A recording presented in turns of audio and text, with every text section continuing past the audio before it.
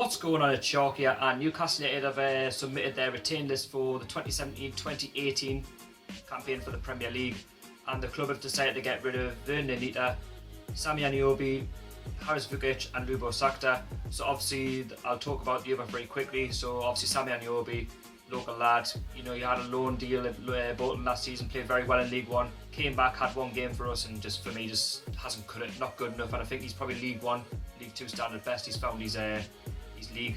Haris Vukic, he's been with us for so many years. He's been at Wigan Athletic on loan in the past, Rangers, Bradford. He's probably League One, League Two standard best. Not good enough, maybe, you know, playing for Newcastle in the Premier League next season. And also Lubo Sakta, a young lad, he hasn't quite made it into the first team. I think he needs first team football elsewhere. I think maybe League One, League Two, like I would say, with the other three. I think you know, he hasn't done anything wrong. I just don't think he's good enough to play for this football club. And you know, moving on with Rafa Benitez. And then obviously the main one which everyone's been talking about is Vernon Anita. So we signed Vernon Anita from Ajax in 2012. He's played 5 seasons for Newcastle United and obviously has been released by the club as of today. I'm speaking Friday evening. So I'm kind of on the fence with this one. You know, when we signed him in the Premier League, you know, he had so much hype about him. You know, he'd done so well at Ajax. You know, he's blown up the Eredivisie. You know, he's been playing so well. There was so much that we needed, kind of experience-wise, playing in the midfield, because he's technically a midfielder. And you know, as he went on, he'd done all right. But for me,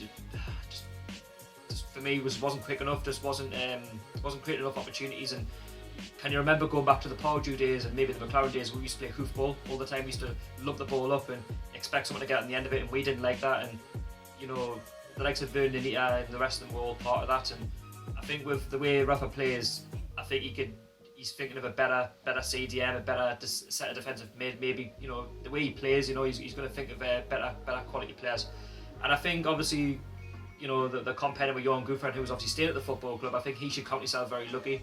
He just wasn't good enough in the Premier League. And you know, obviously he went into the Championship, he had a good start, but it wasn't good enough towards the end. And we all thought it would have been Johan Gouffran over Vernon Anita, but it is what it is. And you know, he's going to be playing in the Premier League with us next season. Vernon Anita, you know, but I'm going to have to wish them all the very best, because at the end of the day, he's been a great servant at the football club. He's played 5 seasons. He's played, you know, his heart on his sleeve.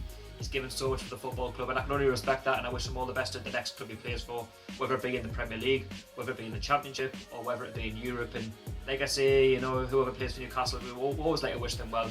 And maybe it just hasn't worked out. You know, he was very injury prone, and even going back to the Premier League days under McLaren, and obviously brief when Rafa Benitez was there to try to keep up, you know, he did help with a lot of the centre back positions. You know, right back preferably.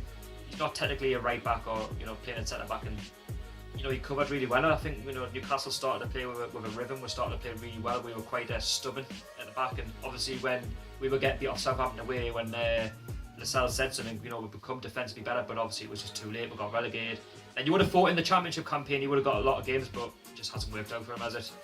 Obviously there's Yedlin's come in, he's been a breath of fresh air since signing from rival Sunderland, and obviously now who we're going to sign now right back wise. Let us know your thoughts on Anita and obviously the right back positions. I'll be very interested to know. Obviously we're going to be linked with a better right back, I would say, to help push Yedlin, I would say.